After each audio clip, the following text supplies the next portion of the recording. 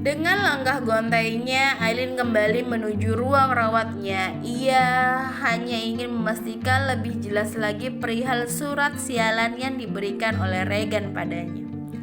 Aileen benar-benar berharap jika ia hanya salah baca surat tersebut dan salah mendengar ucapan Regan.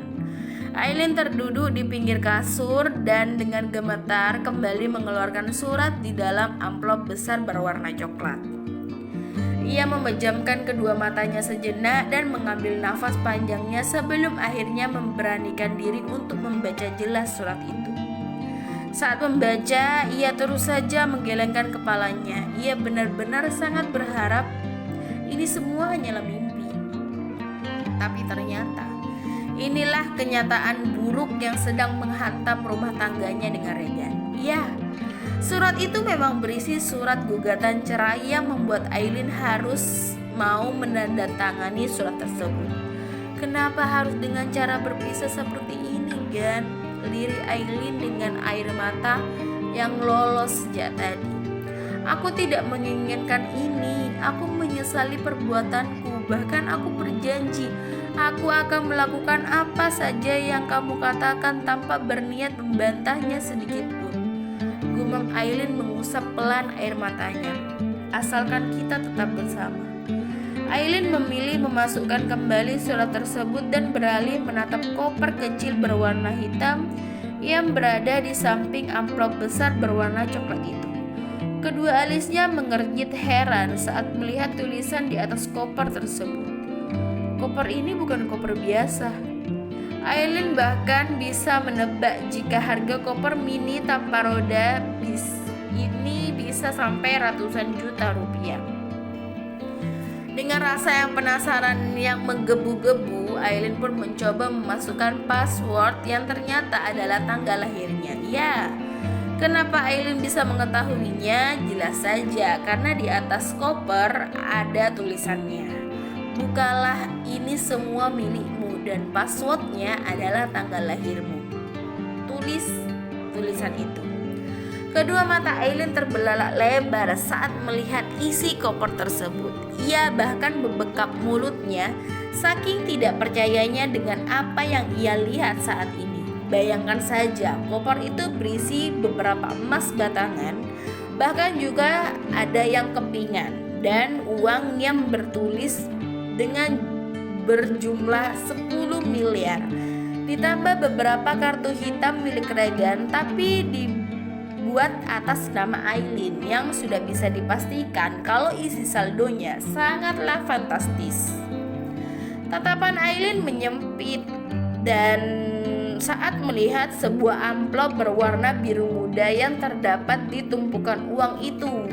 Ia pun membuka amplop tersebut dan ternyata berisi surat lagi. Namun kali ini sepertinya berbeda.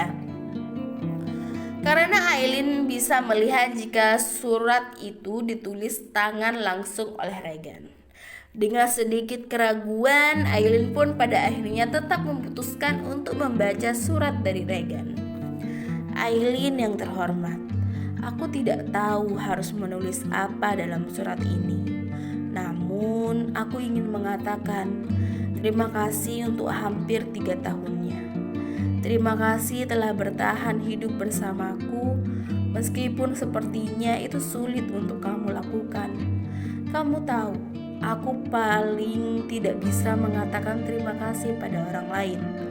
Namun kini aku harus berterima kasih kepadamu yang sudah berusaha bertahan dalam kekangan dan aturan yang aku buat. Dan selamat atas pengkhianatanmu yang berhasil membuatku merasa sangat kecewa. Dan berterima kasih juga karena secara tidak langsung kamu menyadarkanku akan kebenaran atas dirimu yang berkhianat. Aku hanya tidak menyangka jika kepercayaanku bisa dihancurkan berkali-kali oleh wanita yang kucintai dalam waktu yang berdekatan. Dan ada satu hal lagi. Aku mengatakan jika kamu wanita terbodoh yang pernah kucintai. Tapi sepertinya di sini bukan hanya kamu yang bodoh, karena pada kenyataannya aku pun juga bodoh. karena telah memberikanmu kepercayaan kembali setelah kamu pernah menghancurkan kepercayaanku padamu sebelumnya. Aku sempat bermimpi jika hidupku akan berlangsung lama bersamamu. Aku juga sempat membayangkan betapa bahagianya kita saat membesarkan anak-anak kita bersama. Tapi kini semua itu hanya sebuah angan yang akan menyakitiku jika aku memaksa untuk mewujudkan semua mimpiku. Aku ingin kembali percaya padamu, aku ingin memaafkanmu, tapi egoku terlalu sulit dikendalikan untuk saat ini. Terlebih lagi aku selalu menyaksikan kebersamaanmu dengan sosok yang selalu kamu katakan dan kamu anggap kakak, meskipun pada kenyataannya tidak seperti itu. Percayalah, ini sangat menyakitkanku, Aileen. Rasanya aku seperti menjadi orang lain saat ini. Apa-apaan ini? Kenapa aku harus menulis sepanjang ini jika hanya dengan satu kata saja bisa menggambarkan betapa kecewa dan sakit yang aku rasakan karenamu? Sudahlah, berpisah memang jalan yang terbaik untuk kita. Aku minta satu hal, boleh? Tolong berbahagialah. Aku tahu dia mampu membahagiakanmu lebih dari aku. Aku juga tahu dia bisa membebaskanmu, tidak seperti diriku yang mengekangmu melakukan sesuatu. Dan aku juga tahu dia tidak akan terus menyembunyikan status hubungan kalian nantinya. Meskipun jujur saja sudah lama aku mengharapkan kalau kita bisa go public agar dunia tahu aku sempat memiliki istri yang luar biasa sepertimu. Tapi ternyata takdir tidak membuat kita melakukan itu. Aku tidak menyesal, mungkin itu juga yang terbaik untuk kita ke depannya. Satu hal lagi, Aileen, terima kasih untuk hadiah yang sangat istimewa bagiku. Terima kasih telah memberikanku putri yang sangat cantik untuk bisa menemaniku. Terima kasih telah berjuang melahirkannya. Aku tahu kamu berjuang keras untuknya. Maaf ya jika aku tidak bisa mengucapkannya secara langsung. Betapa terima kasihnya aku padamu. Maafkan aku karena membiarkanmu berjuang melahirkan seorang diri. Maaf karena aku terlalu sibuk dengan pekerjaanku sampai aku lupa jika anakku akan segera lahir. Sungguh aku pegal menulis ini semua, tapi aku belum selesai mengutarakan semua isi hatiku kepadamu yang tak bisa kuucapkan langsung padamu. Aku tak mampu menatap matamu lama-lama lagi. Tapi ketahuilah Aileen, aku bahagia sempat memiliki istri sepertimu. Aku juga tidak pernah menyesal mencintaimu. Kini waktunya kamu bahagia dengan orang yang kamu sudah tunggu sejak lama. Berbahagialah dan tolong anggap saja kamu tidak pernah menikah dan memiliki anak bersamaku. Aku hanya tidak ingin menjadi bayang-bayang masa lalumu yang menyakitkan. Begitu pula denganku yang akan segera melupakanmu. Mungkin sebelum aku melupakan nama dan wajahmu, aku ingin mengucapkan jika hingga detik ini aku masih mencintaimu. Tapi maaf sekali lagi, aku tidak bisa melanjutkan hubungan di saat orang lain berusaha merebut wanitaku. Ditambah pula wanita yang kucintai sepertinya juga menginginkan laki-laki itu. Uang dan emas yang kuberikan itu belum sepenuhnya. Kau bisa datang kembali ke mansion dan masuklah ke kamar tamu yang menjadi kamarku akhir-akhir ini. Bukalah brankas yang tersembunyi di belakang lemari minuman sialanku itu. Passwordnya tetap tanggal lahirmu. Itu semua akan menjadi milikmu. Itu aku berikan kepadamu. Kamu bebas menggunakannya, termasuk mansionku. Kamu juga berhak menjualnya jika ingin memiliki mansion yang lain untuk tinggal bersamanya. Dan aku akan menjaga anakku dengan sangat baik. Kamu tidak perlu khawatir. Terima kasih telah menjadi rumahnya untuk beberapa bulan ini. Terima kasih telah mau direpotkan dan disiksa oleh anakku. Selamat tinggal Aileen. Regan Mahesa Bagaskara. Aileen langsung memeluk erat surat dari Regan. Isakan tangisannya semakin terdengar jelas di setiap sudut ruangannya. Wajahnya sudah basah dengan air mata yang seakan-akan tak ingin habis berhenti itu. Tidak ada satu kata yang bisa menggambarkan betapa sedihnya hati Aileen saat ini. Apa kamu pernah membayangkan bagaimana rasanya diceraikan saat kamu baru saja melahirkan anak yang kalian tunggu-tunggu bersama? Bukankah harusnya saat ini mereka tengah heboh menyambut bahagia kehadiran anak mereka? Tapi apa yang dirasakan Aileen? Dia harus merasakan kehilangan sekaligus dua orang yang sangat berarti dalam hidupnya. Apa tidak ada yang lebih menyakitkan dari ini? Coba katakan pada Aileen. Kenapa harus aku yang mengalami ini semua, Tuhan? Kenapa kebahagiaan seakan tidak mengizinkanku untuk menyentuhku lebih lama? Ucap Aileen dengan sedihnya. 5 hari kemudian, sejak hari di mana Regan meninggalkannya, Aileen pun memutuskan untuk menghilang dari orang-orang yang mengenalnya. Tidak, ia meminta dokter agar memindahkannya ke ruang rawat yang lain dan meminta dokter mengatakan jika Aileen sudah pergi dari rumah sakit ini. Dokter itu awalnya tidak mau, namun melihat tatapan Aileen yang begitu menyedihkan membuatnya lagi dan lagi menuruti keinginan Aileen. Sebenarnya Aileen sangat ingin cepat-cepat pergi dari rumah sakit. Ia bahkan sudah merasa jauh lebih baik dan kuat untuk berjalan. Hanya saja bayinya belum bisa dibawa pulang, dan hal itulah yang membuat Aileen mau tidak mau harus berada lebih lama lagi di rumah sakit. Karena saat ini pun ia juga tak tahu harus pulang kemana. Dan dugaan Aileen benar, karena saat malam harinya keluarga Regan datang untuk menemuinya. Mereka panik dan juga heboh karena tidak menemukan Aileen dan juga cucunya di ruangan itu dengan surat gugatan cerai yang masih tergeletak di atas nakas sana tanpa tanda tangan dari Aileen tentunya. Aileen juga baru mengetahui jika Regan sama sekali belum menceritakan semuanya pada keluarganya. Aileen sempat bertanya-tanya pada dirinya sendiri kemana Regan membawa putrinya itu. Sampai-sampai keluarganya pun tidak tahu. Aileen memang sengaja memilih menghindari semuanya dan ia ingin memulai hidupnya dengan yang baru. Dan tentunya hanya berdua dengan anak laki-lakinya itu. Ia juga ingin membuktikan kepada Regan jika perkataannya selama ini benar, dia tidak akan bersama Peter lagi. Dan Aileen bahkan juga sudah memutuskan jika ia akan menghilang dari hidup Peter juga. Aileen tidak ingin memperdulikan apa yang akan terjadi nantinya. Hanya saja kini ia ingin sedikit melupakan kesedihannya dan fokus dengan anaknya yang keberadaannya bahkan tidak diketahui siapapun kecuali dokter dan juga perawat yang mengurusnya.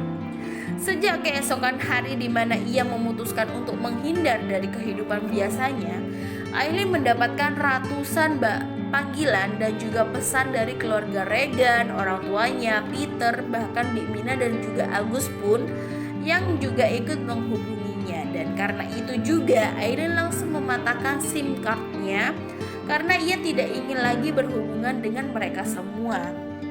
Aileen sudah memantapkan hati jika ia ingin menjadi sosok Aileen yang baru. Dokter, sepertinya saya sudah tidak membutuhkan ruangan ini untuk tidur lagi, dok. Saya sudah cukup kuat dan bisa tidur di ruang tunggu atau dimanapun. Takutnya ada pasien yang lebih membutuhkan ruang inap ini, dok, ujar dok Aileen yang sebenarnya sudah sejak 3 hari yang lalu ia diperbolehkan pulang oleh dokter. Tetapi dokter itu tidak menanggapi hal serius dan mengizinkan Aileen untuk lebih lama bersembunyi di dalam sana. Saya hanya ingin membantu. Lagi pula Nona tidak perlu khawatir, semua biaya rumah sakit ini bahkan sudah dibayar sangat lebih dari yang seharusnya oleh seseorang yang mengatakan kerabat Anda. Dan Anda tetap memiliki hak untuk menerima fasilitas rumah sakit sampai Anda benar-benar bisa berhenti untuk bersembunyi, ucap Dr. Pram diakhiri dengan senyuman manis khas darinya. Aileen hanya bisa mengangguk merespon ucapan dari dokter, dan ia juga bisa menebak sosok yang dimaksud oleh dokter tentang yang membayar semua biaya persalinan Aileen di rumah sakit ini. Kapan anak saya bisa dibawa pulang, dok? Tanya Aileen sambil menatap sendu bayinya yang masih berada di dalam inkubator. Meskipun sudah tidak ada alat apapun yang menempel pada tubuh kecilnya itu. Kadar bilirubinnya sudah normal. Dia juga sudah bisa bernafas dengan baik tanpa bantuan alat apapun. Tidak ada masalah yang serius setelah diperiksa sejauh ini. Sebenarnya ini sungguh aneh karena dia terbilang bayi yang memiliki masalah dalam persalinan. Tapi saya rasa dia memang bayi yang sangat ajaib dan juga kuat. Prediksinya besok sudah boleh keluar dari rumah sakit dan imunisasi tambahan juga akan dilakukan besok pagi, Nona. Jelas Dokter Pram panjang lebar. Syukurlah. Aileen benar-benar menghela nafas lega sambil menatap binar bayi pertamanya itu. Regan mendadak diserang oleh keluarganya sendiri saat ia sudah memberitahu kediaman barunya.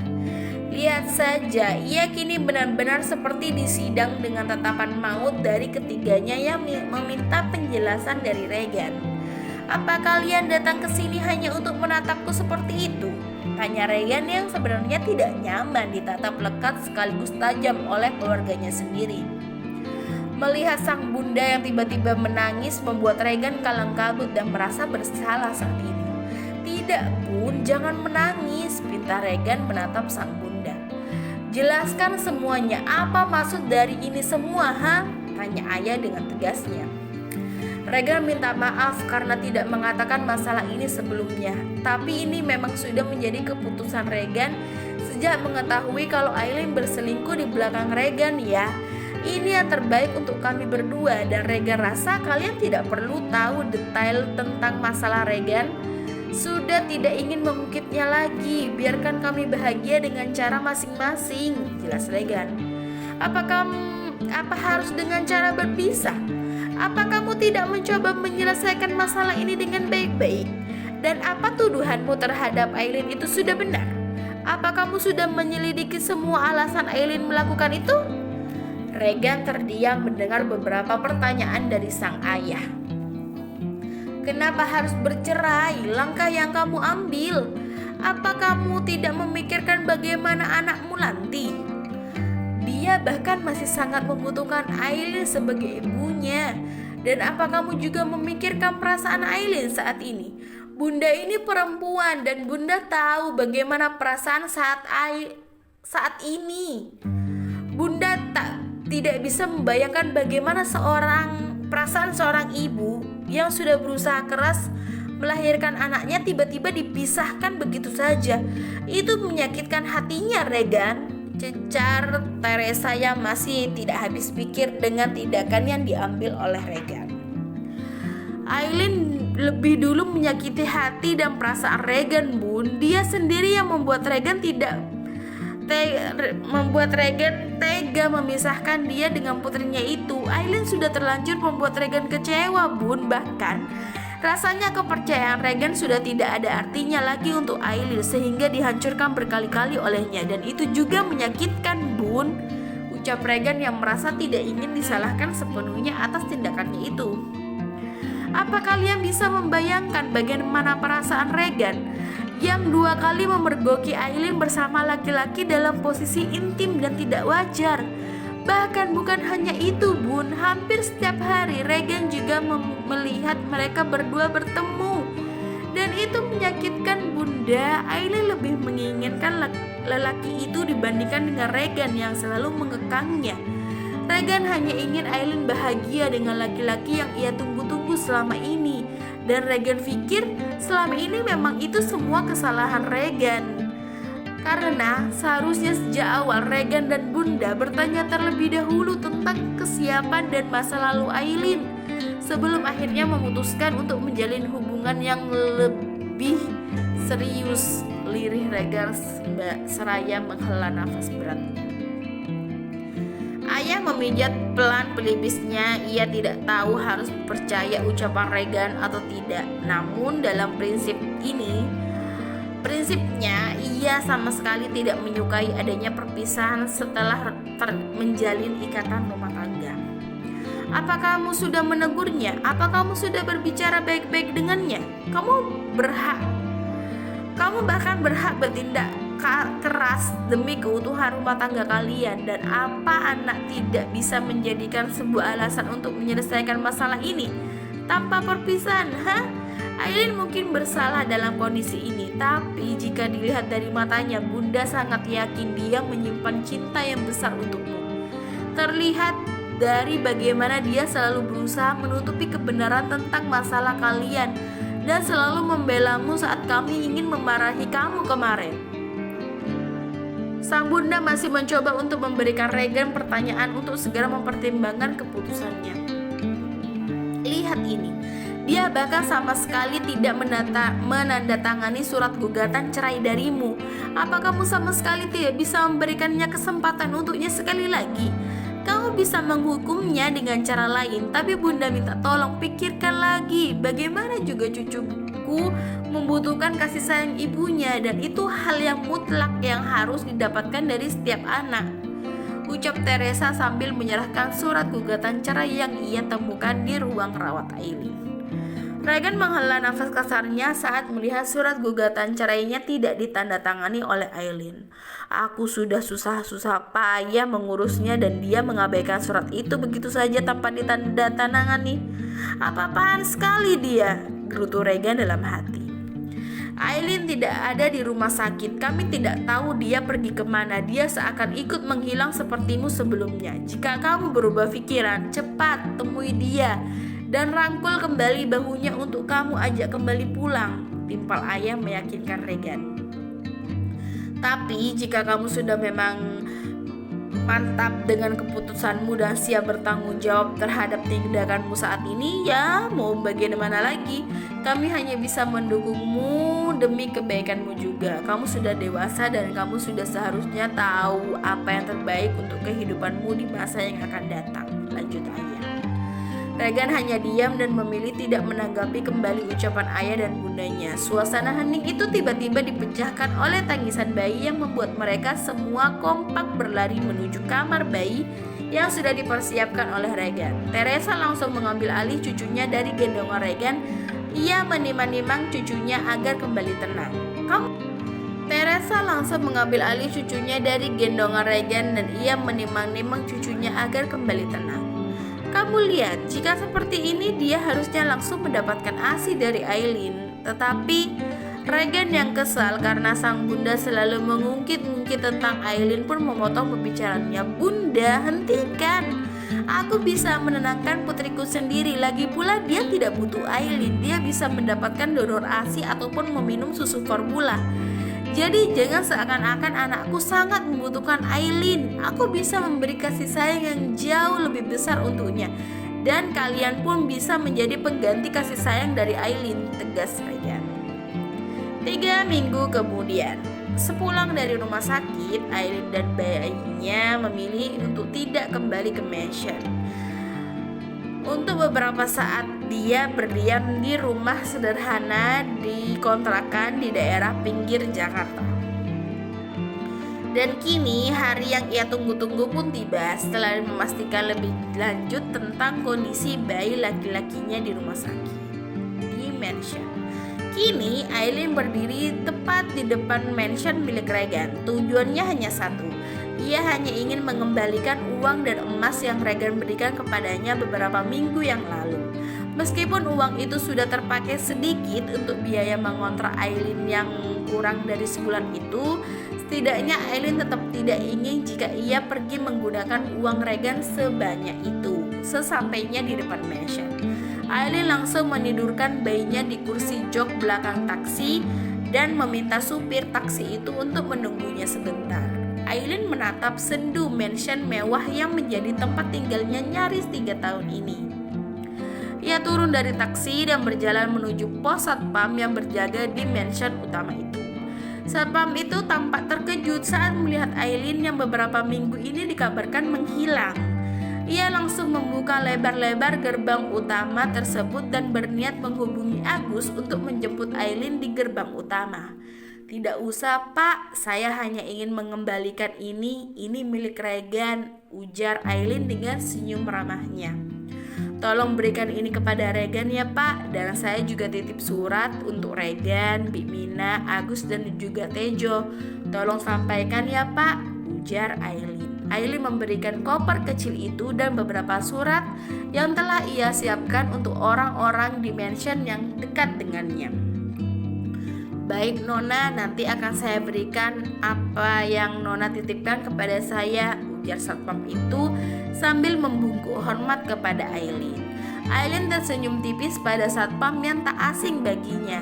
Kalau begitu saya permisi dulu ya Pak, terima kasih dan selamat kembali bekerja, pamit Aileen kepada satpam tersebut.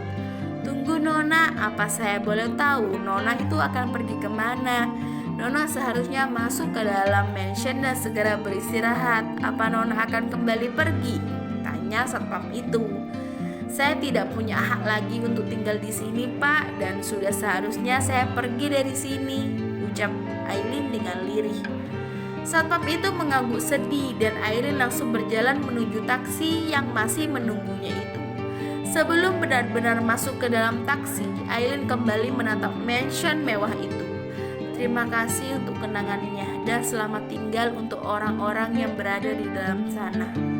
Aileen mengusap kasar air matanya sebelum cepat-cepat kembali masuk ke dalam taksi karena bayinya itu sudah menangis. Bersambung.